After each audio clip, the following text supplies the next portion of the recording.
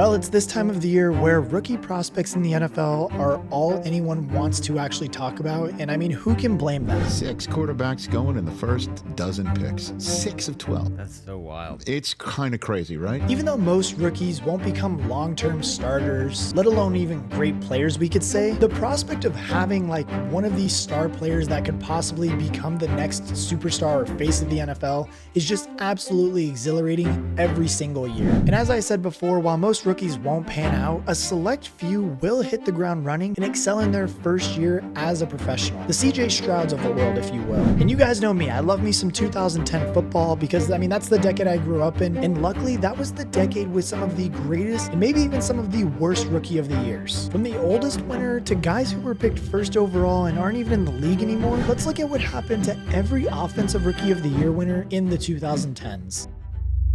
Now, all the way back in the year 2010, we have Sam Bradford. After redshirting his freshman year at Oklahoma, Bradford immediately came onto the map as one of the best quarterbacks in college football and even posted 4,700 passing yards in his junior season. And for those statistical numbers, Bradford was selected by the St. Louis Rams with the first overall pick in the 2010 NFL Draft. He went on to have a pretty good solid rookie campaign, throwing for 3,500 yards and 18 touchdowns while breaking Peyton Manning's record for completions as a rookie with 354. He by no means though was actually like lighting up defenses though. The Rams went 7-9 and missed the playoffs, but his season was good enough to win the Offensive Rookie of the Year award and give Rams fans hope for the future. Unfortunately, and as we'll kind of see with several other Rookie of the Year winners, Bradford really didn't have the success based off of what he did in his rookie year. Injuries completely derailed Bradford's sophomore season and he was only able to win 1 game out of the 10 that he did play, throwing for 2,100 yards,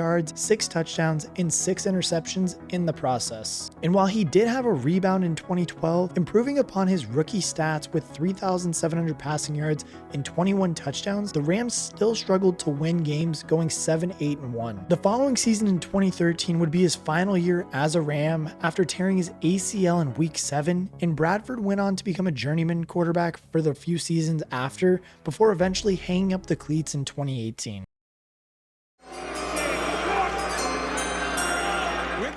Pick in the 2011 NFL Draft, the Carolina Panthers select Cam Newton, quarterback, Auburn. Now in 2011, we have the incredibly polarizing Cam Newton.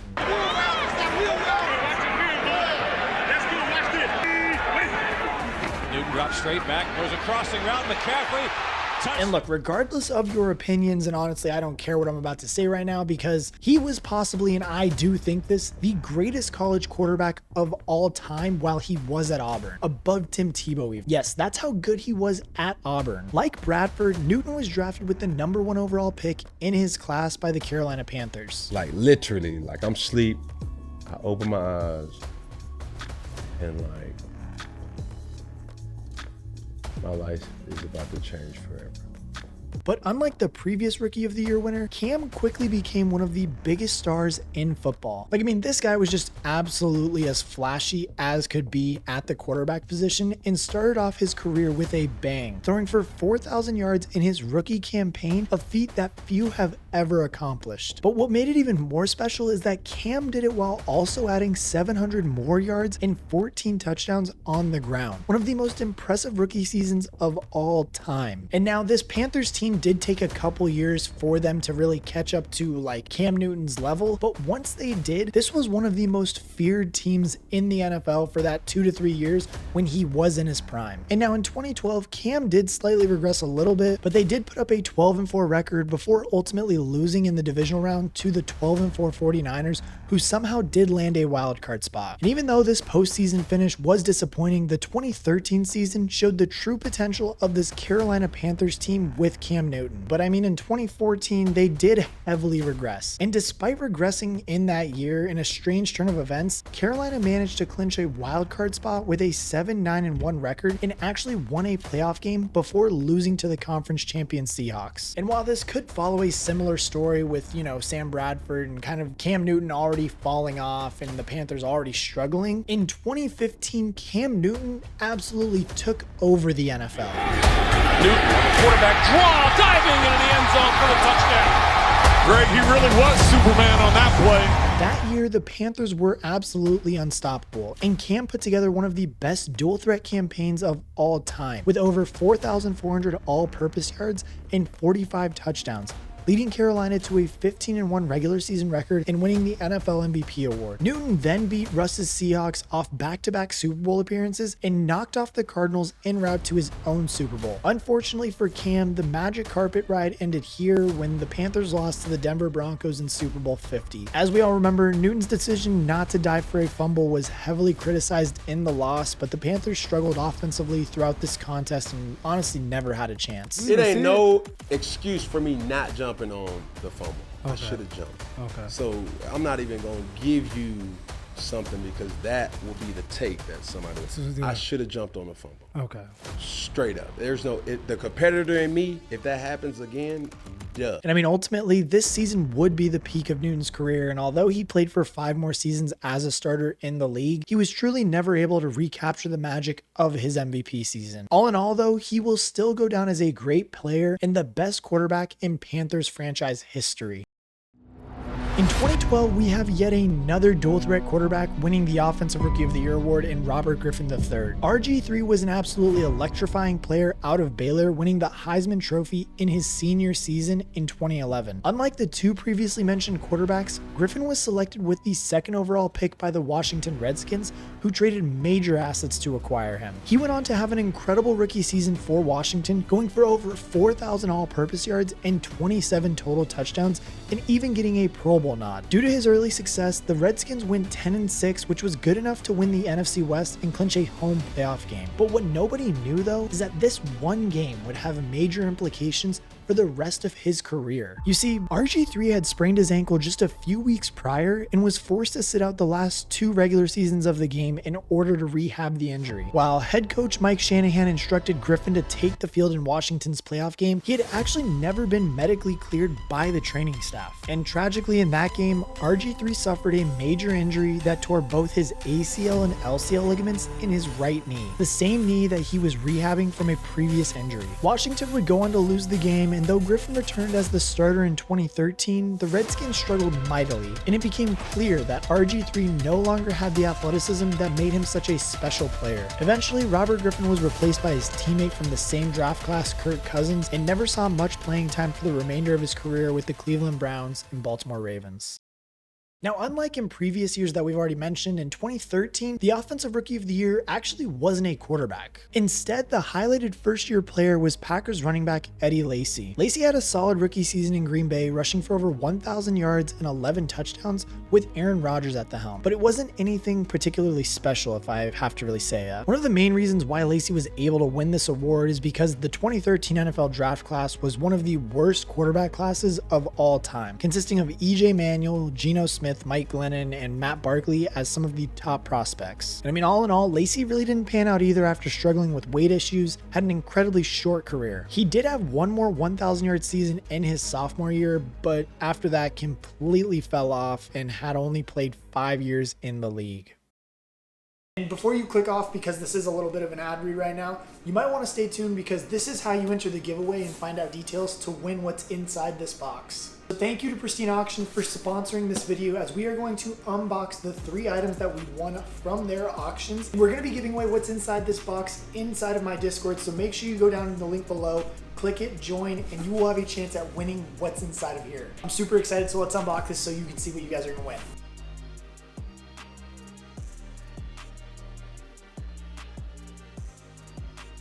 Nice. So this is one of the items that we are going to be giving away. I actually won this on one of their 10-minute auctions. It is a Jamar Chase signed helmet. I don't know if you guys can see that right there.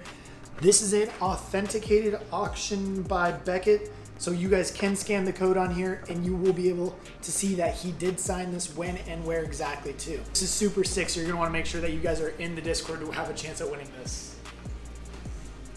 Damn, this is super sick. So the next one that you guys are gonna have a chance at winning is a Jamar Chase signed jersey. You guys look right there, it is authenticated by Beckett. So this is super sick, this is awesome. Again, this is going to be super dope that we're giving away this Sunday Again, these are all items that you guys can win for cheap prices. I've already had guys from my Discord go into Pristine Auction and they've won memorabilia for like $25. I had somebody win a Dante Culpepper signed football for $25. So make sure you guys are using my code too to get $10 off. I mean, that dude paid $15 for a Dante Culpepper signed football. This is just ridiculous how cool this stuff is. Thank you again to Pristine Auction. We got the Chase jersey right there. Oh, this one's clean. Clean right here. So again, another jersey. This is for all my Niner fans that we got in the Discord. A Navarro Bowman signed jersey. This is similar to the one that we did in the All-Pro video. Again, this is super sick. It's authenticated by Beckett. Not a game-worn jersey. Actually, it might be. Again, they have the Beckett sticker right here, so if you guys just go through and just scan it, you guys can see this. But again, to make sure that you guys are entered inside of these, make sure that you go and join the link below inside of my Discord. That's how you're gonna have a chance at winning these. By simply just being inside of the Discord, you are automatically entered to win these jerseys. Again, thank you so much to Pristine Auction for giving me these items so I can give them away to you guys, the viewers. And again, thank you guys for supporting me. Make sure that you join my Discord to be entered to win all 3 of these items. All 3 of these could be yours. Who knows? Thank you again, Pristine Auction, for these sick items, and let's get back into the video. 2014, though, was a completely different story. And with the Offensive Rookie of the Year award going to Odell Beckham, a star was born. Odell immediately burst onto the scene in the NFL with over 1,300 yards and 12 touchdowns as Eli Manning's go-to receiver in his rookie season. Beckham also became a pop culture icon for his inhumane one-handed catch against the Cowboys in primetime. OBJ was selected for the 2015 Madden cover and continued his dominance, one-upping his rookie campaign with 1,450 yards and 13 touchdowns. Through just 3 years, Beckham was on a Hall of Fame pace, being selected to 3 Pro Bowls and 2 first-team All-Pros, while accumulating almost 3,500 yards. But as quickly as Odell rose to stardom, he fell from grace. His 2017 season ended after just 5 games due to an injury, and in 2018, he rebounded to produce a 1,000-yard season, but wasn't quite the player he was before. And to everybody's surprise, before the 2019 season, Beckham was involved in a blockbuster trade that shipped him to the Cleveland Browns, pairing him with his friend and former LSU teammate Jarvis Landry. His first year in Cleveland was somewhat successful as he clocked in another 1,000-yard year, but injuries and disagreements with Baker Mayfield caused Beckham to be shipped out of Cleveland in the middle of the 2021 season. And while he was on the Rams, he did have some moments here and there, but he truly didn't show how good he was until the postseason came around that season. He honestly never had any significant postseason success before with the Giants and Browns, but the Rams were a super team that was going all in on a championship. As the performer he is, Odell turned up the most when the lights were the brightest, going for 113 yards in the NFC Championship game, followed by 2 crucial catches for 52 yards and a touchdown in the first half of the Super Bowl. Unfortunately, Beckham ended up tearing his ACL on his final reception with the Rams, but he helped propel LA to a Super Bowl win and got his first and only championship ring. And now with the Dolphins on a 1-year contract, he's hoping to maybe relive some of that magic and bring some speed to that Miami team that's already so fast at the wide receiver position. And while OBJ never turned into the Hall of Fame wide receiver everyone once thought he would be, he still has had an incredibly successful career and will be remembered as an all-time great NFL player and personality. Now, 2015 marked the 3rd consecutive year where the top offensive rookie was not a quarterback, with Rams running back Todd Gurley winning the award. Unfortunately, though, Gurley is another example of how just such a good player can just completely disappear off the face of the earth with a couple of bad seasons. Todd Gurley's rookie season was great, and even though he missed some time, he was voted the Rookie of the Year in the 2nd team All-Pro running back. 2017, though, is really the year that I remember the most for Todd Gurley, as not only was he a great runner, but a great wide receiver out of the backfield too. He tallied over 2,000 all-purpose yards and 19 touchdowns that year, earning Offensive Player of the Year and coming in 2nd in MVP voting. Todd Gurley followed up his Offensive Player of the Year season with another great year in 2018, with 1,700 total yards and 21 touchdowns, cementing him as one of the most electric players in football. And with the success of Gurley, Jared Goff and the Rams also saw huge success, even reaching the Super Bowl in 2018 and falling just short against the New England Patriots. 2019, though, was the beginning of the end for Todd Gurley, who still put up solid numbers, having 1,000 yards and 14 touchdowns, but nothing like his previous 2 seasons. And in an unprecedented turn of events, 2020 would be his final final year, who after signing with the Atlanta Falcons only gained 800 yards and quietly disappeared to never be seen on the field again. Also not mentioning that he did have this terrible play that caused them to lose the game that didn't make his case much stronger. The give is to Gurley. Gurley through the middle. They're going to let him score, and he went in. The Lions gave it to him with 1:04 to go, and that's a big mistake by Todd Gurley. Later, news would come out about an issue with arthritis that even extended to before his professional career. But the way that Gurley rose to being the NFL's top playmaker and then ceased to exist is still something that the NFL has never really seen before or since.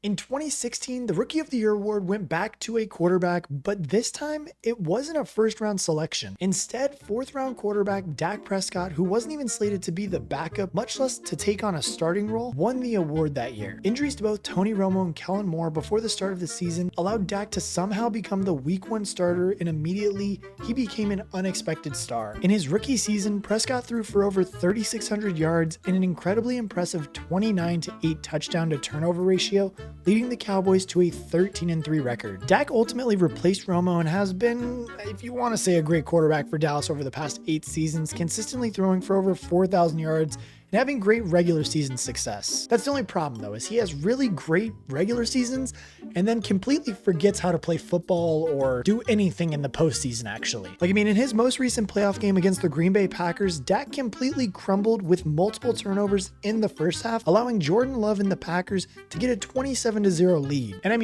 if you even want to call it somewhat of a comeback, it was simply too little too late when they even remembered how to play football that game, and it has been a key story of almost all of Prescott's playoff appearances. He now enters the last year of his contract with Jerry Jones and the Cowboys and will be an unrestricted free agent in 2025. It's hard to say at this point whether Dak will get another deal done with Dallas, but it's pretty difficult to imagine him not getting another massive contract from any one of the quarterback-needy teams when the time comes.